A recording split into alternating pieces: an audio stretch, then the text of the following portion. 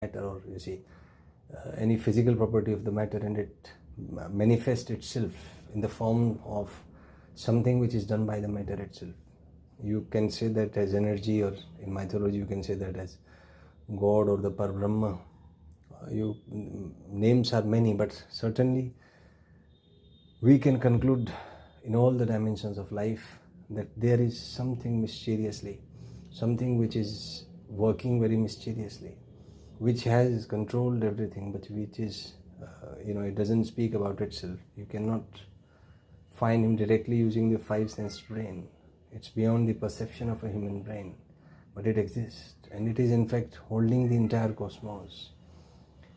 You think anything, just free yourself and think out of the box. You cannot think beyond a certain level.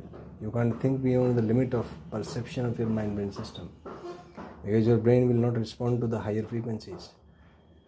So in a way we can see that whatever we know, we feel, we think, we contemplate, we comprehend, whatever we do, that is within the limitations of the limitations of the mind-brain system.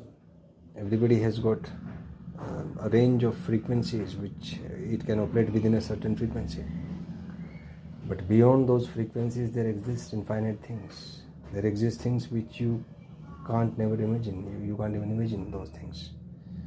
So certainly there are involvements of the metaphysical dimensions, and physical and metaphysical together are working as a system, and that explains the entire cosmos. There is nothing left out of the physical and the metaphysical dimensions. So I think this much is enough for observing yourself. So let's conclude things in a nutshell. So we can say that we are just a mind-brain algorithm which is based on triad of information, process and energy, and we are in a state of transformation from lower sides to the upper side, and this process of life and death will continue until we are able to cross the seventh stage of consciousness, which is called the nirvana or the moksha or the Par-Brahma.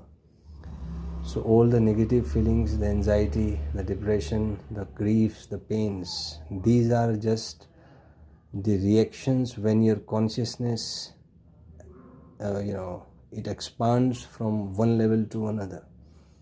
So it shows the mediocre thing, and you have to face the negative feelings on the way if you want to expand your consciousness from the lower level to the higher level. So that simply explains things. I hope you get the point. If you have any doubt or any queries or want to know things more, you can ask in the comment section. Thank you and have a nice day.